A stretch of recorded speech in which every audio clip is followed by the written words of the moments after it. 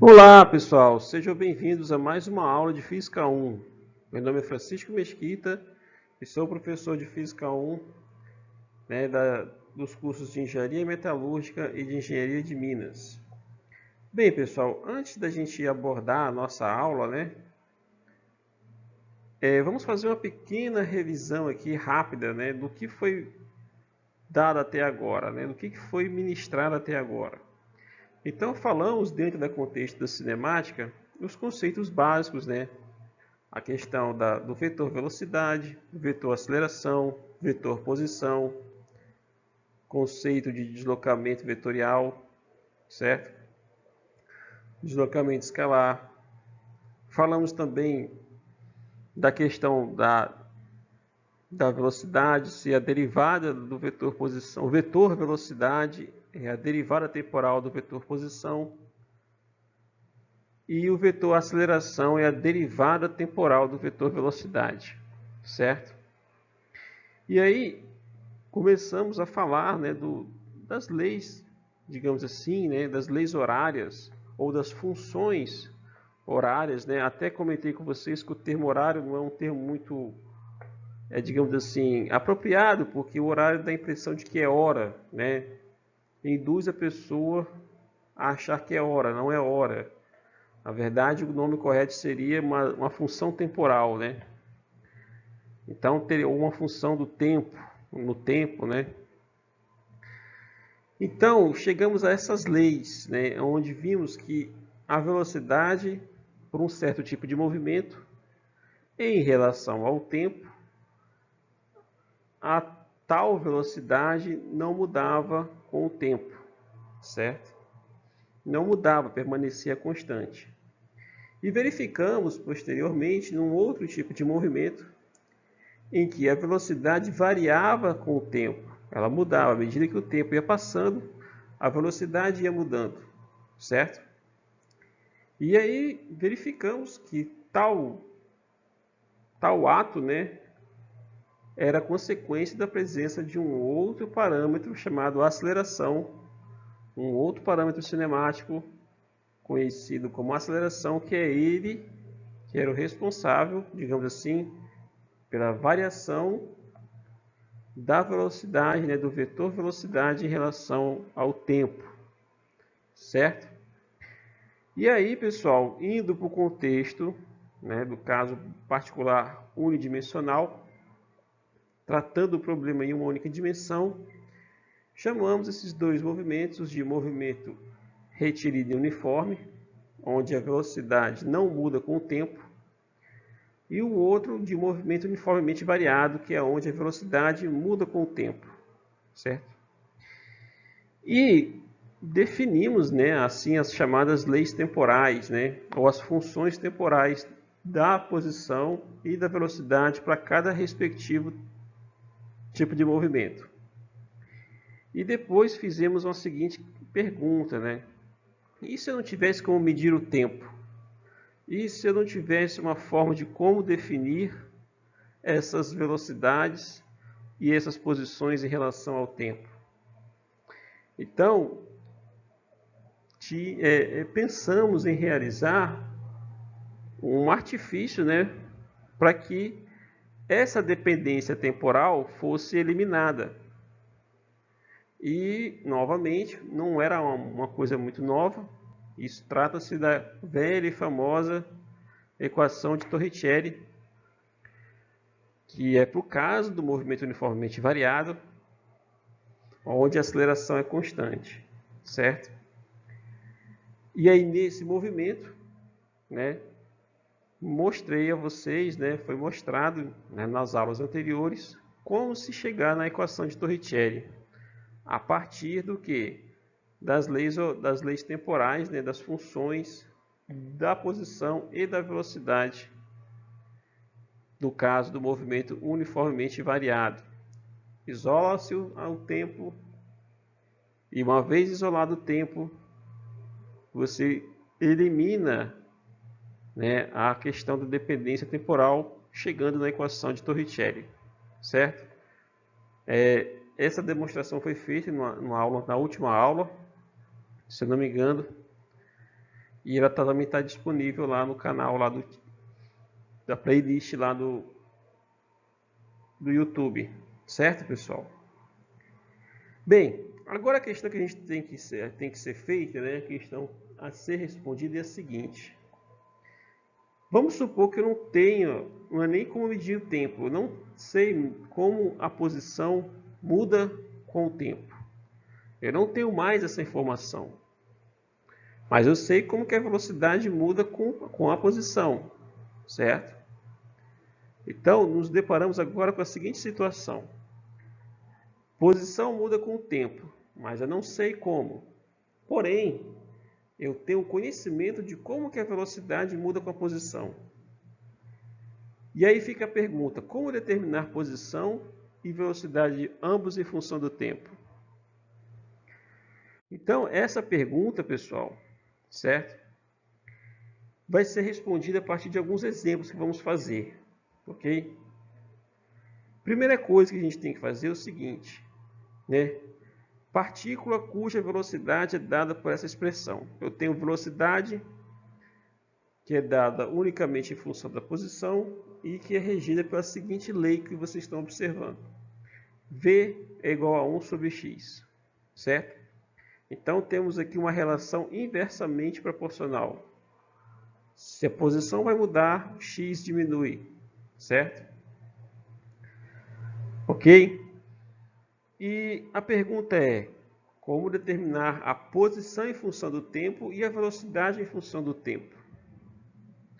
Então, a primeira coisa que temos que escrever é que a velocidade é a derivada da posição em relação ao tempo. Reajustando essa equação diferencial, chegamos que x, né, dx é igual a v dt. O que eu vou fazer? Eu vou pegar essa relação aqui e vou substituir aqui no v, né, como vocês estão vendo aqui. Então, dx é igual a 1 sobre x dt. Isso implica o quê? Vou passar esse camarada aqui que está dividindo para cá multiplicando. Então, eu tenho um x dx igual a dt. Certo?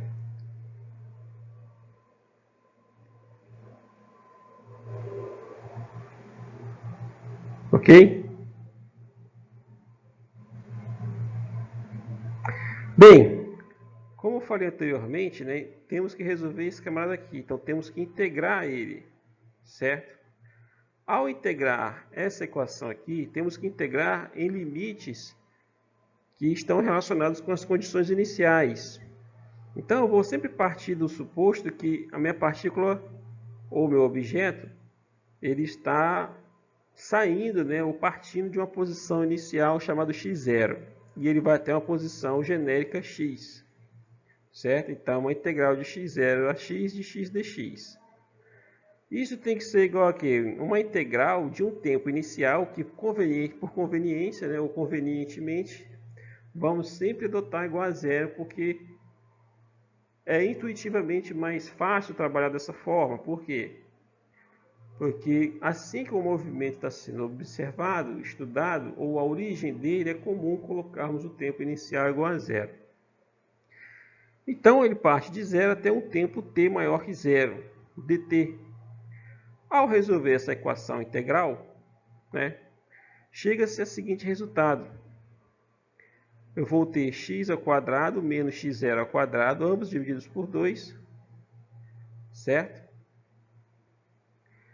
E aí o que acontece? E aí eu vou ter o fator 2. Né? O fator 2 passa para cá multiplicando o dt e depois eu passo o x0 ao quadrado para o lado direito e aí tira a raiz quadrada. E aí temos essa relação, certo? Essa é a relação de x em função do tempo, que é a raiz quadrada de x0 ao quadrado mais 2t. E aí, uma vez que a gente voltando aqui, certo? Então, uma vez que foi resolvido o x, a gente acha a velocidade, que é só substituir aqui em cima, né? Então, temos x, que é a raiz, então é x ao quadrado, aqui está faltando 2, tá, pessoal? Corrigindo aqui, aqui está faltando um fator 2. Aqui tem um 2 aqui. E aqui tem um fator 2 aqui também, tá? Então está corrigido aí o fator 2, ok? Então essa aqui é a relação, né? É a resposta final da pergunta que foi feita aqui anteriormente.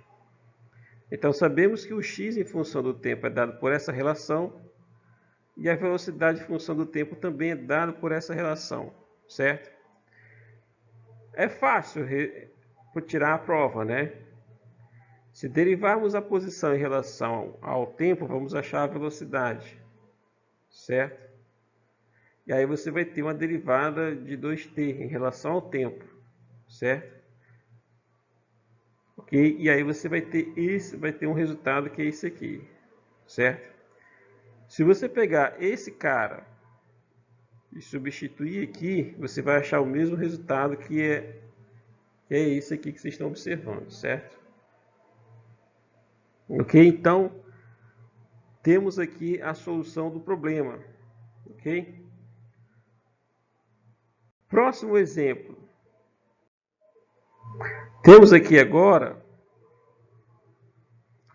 uma partícula cuja velocidade é dada aqui, dessa forma. B é uma constante que é diferente de zero e positiva. E aí vem a mesma pergunta: como determinar a posição em função do tempo e a velocidade em função do tempo, né? Fica essa relação, como vocês estão observando aqui, certo? Então temos que novamente a gente aplica o conceito de velocidade, né? Aplica-se o conceito de velocidade, isola a velocidade, certo? Aí eu vou ter o quê? O que é velocidade? Não é bx, né? Não é b multiplica x, eu vou substituir aqui e já passo aqui, vai ficar um bx, e aí eu passo o x para cá dividindo, né? E aí, novamente, o que eu faço? Eu vou integrar essa equação aqui em cima, entre um comportamento x0 até x, entre um ponto, né? Um ponto inicial, uma posição inicial até uma posição final, novamente de um tempo zero até um tempo t, esse camarada aqui. Isso implica o quê? Integral de 1 sobre x. Novamente aqui tem um erro, tá, pessoal? Não é x dx, tá? É 1 sobre x. Então vamos apagar aqui esse camarada aqui. Não tem esse camarada aqui, tá? Isso aqui está errado. Né? Isso aqui não existe. É 1 sobre x dx. Integral de 0 a t, b, novamente tem outro camarada aqui. Então não existe esse dt, tá? É a integral 1 sobre x dx de 0 a t, b dt, certo? Fazendo essa integral, chega-se ao que? Ln de x, e aplicando os limites de integração, né? Ln de x menos Ln de x0. Por que eu coloquei esse camarada aqui em destaque, né? Vou já explicar por que depois. Igual a bt. Tem uma propriedade dos logaritmos que diz que o logaritmo, a diferença de dois logaritmos é o logaritmo do quociente. Então eu posso pegar Ln de x sobre x0. Certo? E aí eu chego num resultado final, que é esse, Ln de x sobre x0 é igual a bt.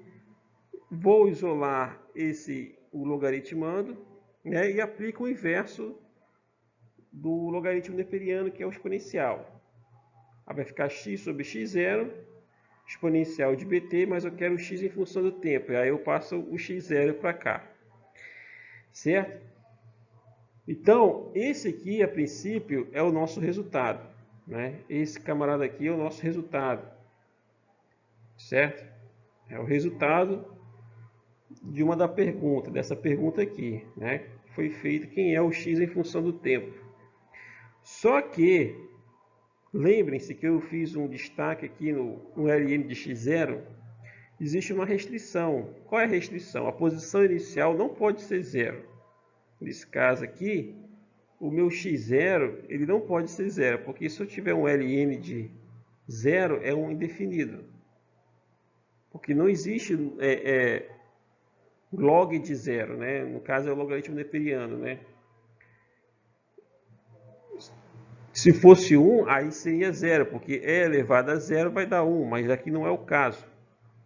Então existe essa restrição aqui que o x0, né, ele tem que ser maior, quer dizer, não pode ser, ele tem que ser diferente de 0, né? Ele não pode ser 0. Ele tem que ser diferente de 0. Ok? Então, esse aqui é o resultado. Aí vamos fazer uma pequena análise aqui. Eu vou apagar aqui. E vamos fazer uma pequena análise aqui em relação a esse resultado. A primeira análise é a seguinte. O que acontece quando o tempo é igual a 0? Né? Quando o t é igual a 0, né? A caligrafia aqui não está muito boa, mas vamos assim mesmo. Quando o tempo é igual a 0, esse camarada todo aqui tende a x0, né? Porque e elevado a 0, tem um t aqui é 0, né? E elevado a 0 vai dar o quê? 1. Então, no tempo inicial, temos a própria posição inicial.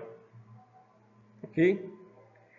E quando o t é muito grande, quando o tempo é muito grande, o que acontece com essa exponencial? Ele vai para o infinito, né? É elevado a um termo muito grande, então isso quer dizer que a posição é infinita, né? Isso quer dizer que o movimento vai perpetuar por muito, muito, muito tempo.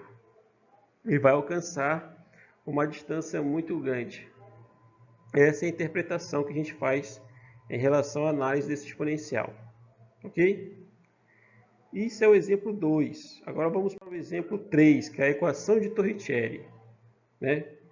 Lembrando que a velocidade depende da posição, mas também depende do tempo. Por quê? Porque a posição depende do tempo. Só que eu não sei como determinar essa posição em função do tempo. Então aqui eu vou demonstrar para vocês como se chega na equação de Torricelli usando o princípio de derivação implícita, né? Então vamos lá. Qual é o conceito de aceleração? A derivada da velocidade em relação ao tempo, não é isso? Então, eu posso escrever a aceleração, se a minha velocidade depende de x e depende do tempo, eu posso escrever que a aceleração, ela é quem? É a derivada da velocidade em relação à posição, que multiplica quem? A derivada da posição em relação ao tempo. Né? Ok? Então, podemos fazer esse tipo de... não é um truque matemático, né? Mas a gente pode utilizar esse tipo de raciocínio aqui, porque eu tenho uma dependência da velocidade tanto em relação a x quanto em relação ao tempo, mas eu sei que a velocidade depende unicamente da posição, certo? E a posição depende unicamente do tempo, então eu posso escrever isso. Repare o seguinte, a análise dimensional desse camarada aqui. Aqui eu tenho que ter, vamos falar de unidade, né, no sistema internacional. A aceleração é o quê? Metro por segundo ao quadrado, né? Aqui também tem que ter metro por segundo ao quadrado. Aqui tem que ter metro por segundo ao quadrado.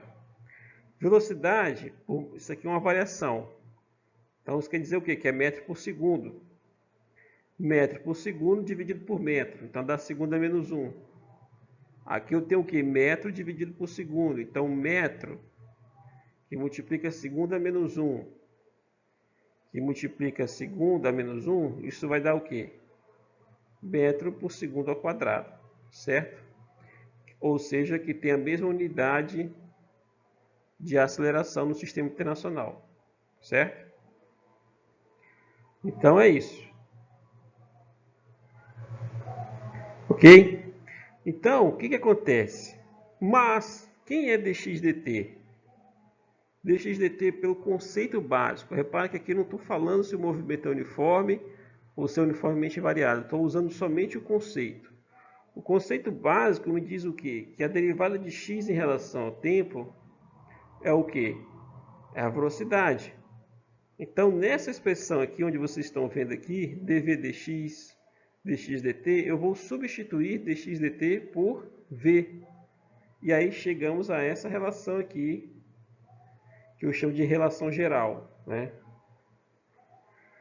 Essa relação é a relação geral, onde eu tenho a velocidade, que depende do tempo, certo? Porque vem dessa definição aqui. E eu tenho o que? A variação do que? Da velocidade com relação à posição, certo? Ok? Então, o que eu vou fazer aqui agora? Agora eu vou assumir que eu estou falando de um movimento uniforme, variado, ou uniformemente variado. Na verdade, é uniformemente variado, onde a aceleração é constante, certo? Então, nesse contexto, o que vai acontecer? Nesse contexto, né, continuando aqui nesse slide, eu tenho a dv dx, que foi a relação que a gente obteve no slide anterior. Vou fazer o que? Vou passar o dx multiplicando por a. E aí eu vou fazer o que eu fiz anteriormente, vou fazer uma integração, certo?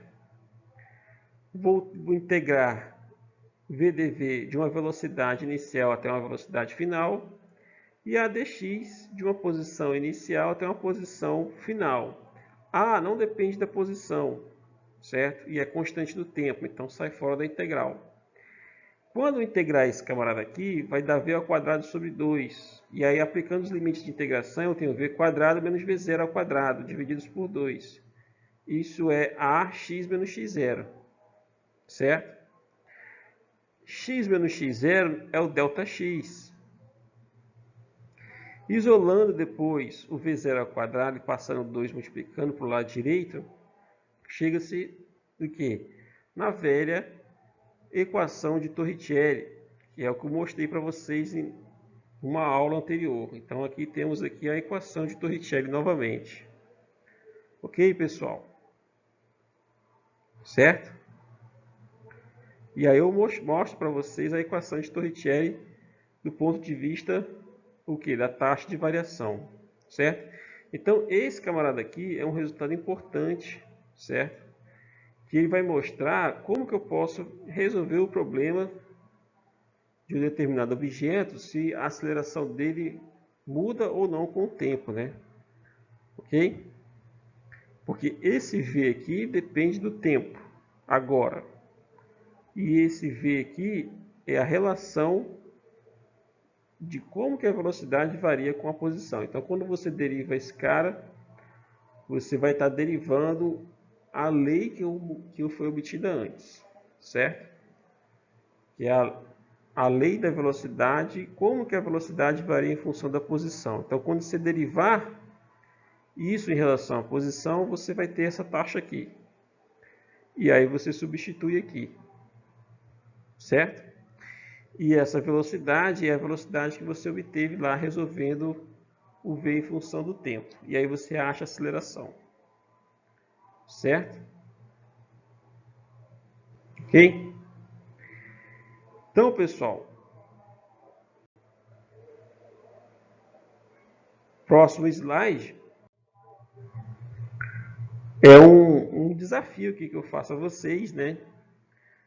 Eu tenho aqui a velocidade em função da posição. Repare que a velocidade não muda com a posição. E aí eu faço a mesma pergunta. Como determinar a posição em função do tempo? E como determinar a velocidade em função do tempo? Porque aqui a velocidade está em função da posição. Ok? Aqui temos velocidade e temos posição. E aqui a posição, quero saber como é que a posição muda com o tempo e como é que a velocidade muda também com o tempo. Certo?